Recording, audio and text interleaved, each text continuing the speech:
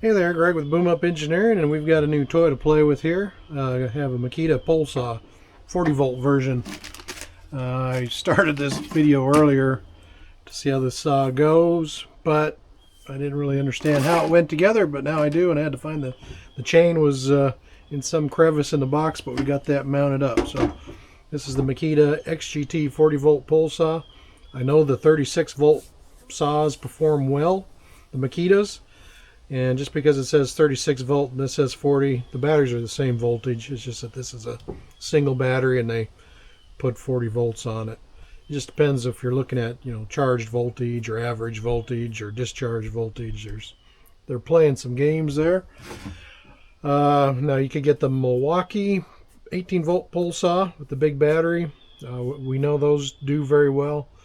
And I decided at the last bit that, Makita was cheaper, that I would get the Makita, or at least the 36 volt is cheaper. It's been on sale, and I got this, 15% off, so it's cheaper than the Milwaukee.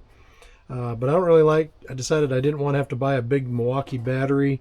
Yes, I had to buy this battery, but at least it's 40 volts instead of 18. I do have some Milwaukee tools. I have mostly Makitas. This doesn't share a battery, and neither would the Milwaukee.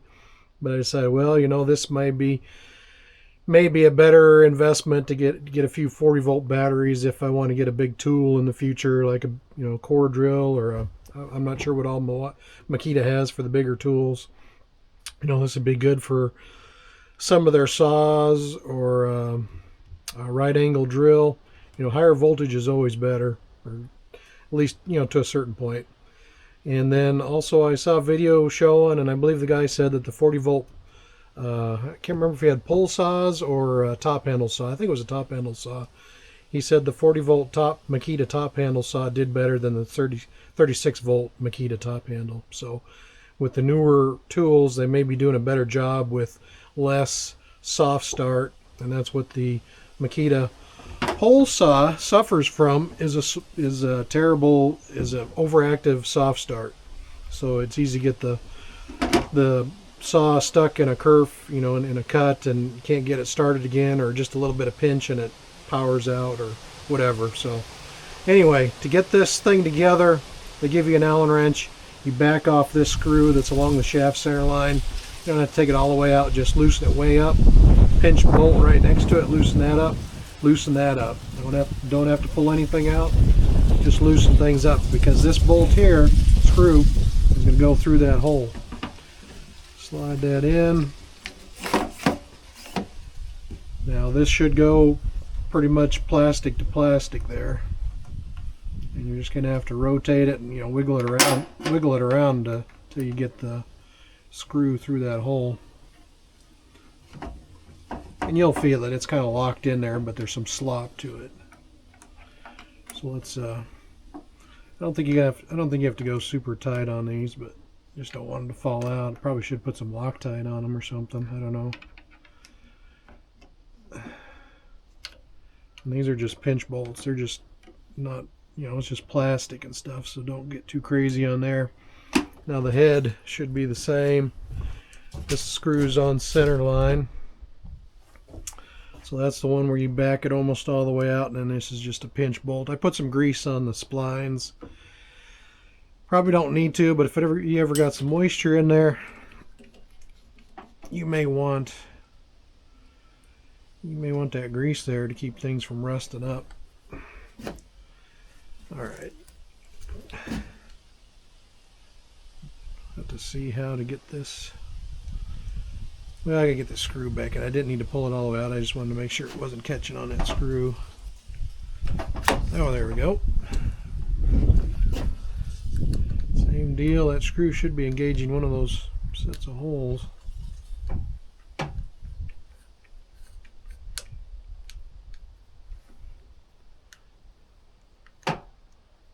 Trying to tell if it's going into the hole or not. Looks like not.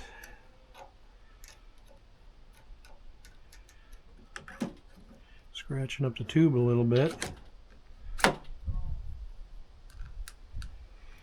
So I'd say this is a little bit of a pain in the butt. I think that's locked. I think that's in the hole because it's just got a little bit of slop back and forth.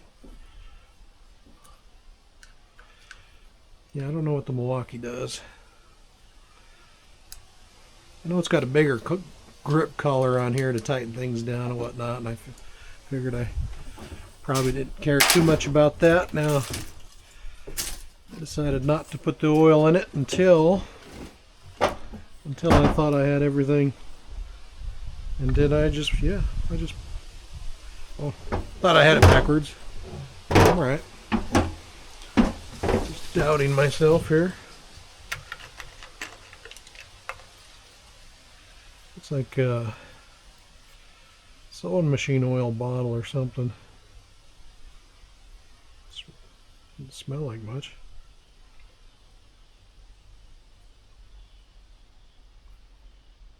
There's a seal. Oh, interesting.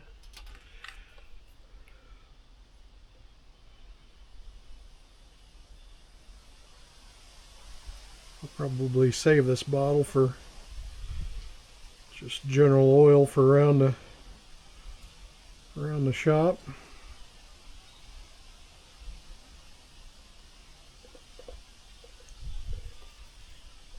Seems like a decent bottle for that. I don't know. Must have got a good deal on those. So they thought they would throw that in. Okay. Well, we're dangerous. Just a simple power switch. There's no turbo mode or anything on here that I'm aware of. You turn it on and it's on. This thing was kind of rattling around in the box. It was pretty shitty packaging. There's no scrunch mounted on it like the Milwaukee. I don't think I really care. But I gotta turn it back on.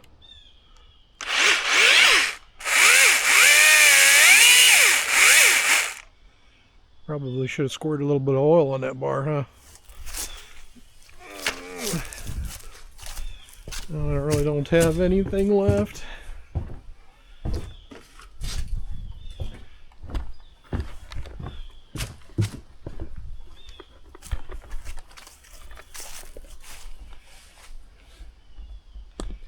Oh, come on. Took my helmet off to see if it was still recording. Got a greasable tip on it too, or at least a hole for it. Hopefully some of this gets where it needs to go. Instead of me just making a mess for no reason. Turn it on again.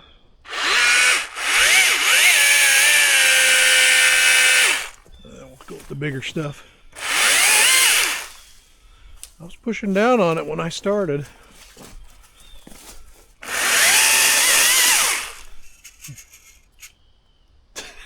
I guess I didn't have it locked in.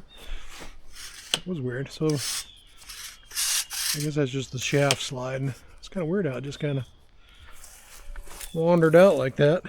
This thing does shut off fast.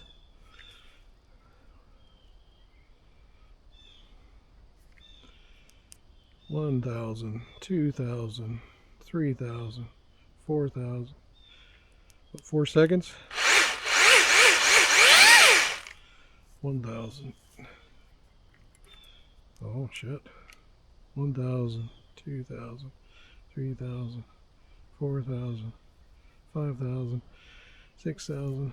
So it stays on a while unless you take your hand off of the old safety there. And she shuts right off. Might have to do something about that safety. Let's try another cut.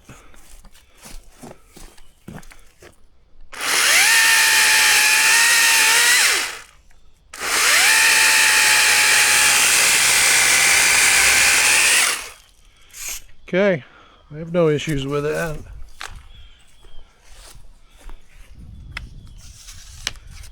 Did that loosen up again?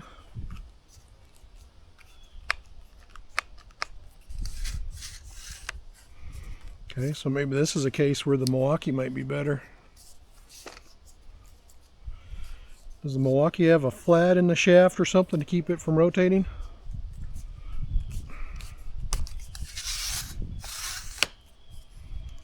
Is this just friction only?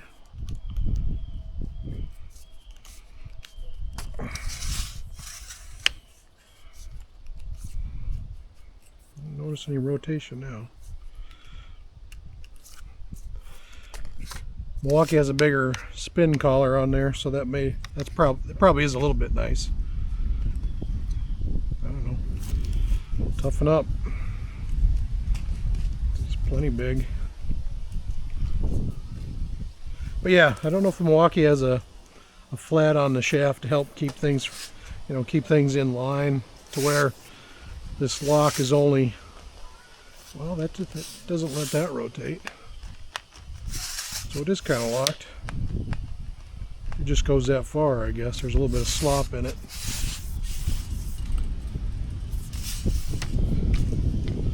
Okay, got some power lines. Alright, well that's all I've got. Thought I would show that real quick. Shouldn't be any reason not to buy this if you want to go Makita and don't mind going possibly the 40 volt route, or if you already have 40 volt batteries. I don't think I honestly didn't check the weights or anything to see if this is any lighter than the Milwaukee. It may be with the higher voltage battery. I don't know what the usage times are. This is not a big, this is only a 4 amp hour battery at 40 volts, so yeah, that'll be interesting to see. I'm sure it'll last long enough for what I do. There's an 18 volt battery. These 40 volts are a little bit longer apparently. But yeah, good stuff. Should be good. It's got the same kind of handle on the back there to rest it on. It's got a plastic pull hook, not instead of metal. Of course, with all the other plastic and lightweight aluminum, I don't know that it matters that there's a plastic hook there as well, because all this is plastic. But we'll put some use on it, and I'll report back if there's anything seemingly out of place.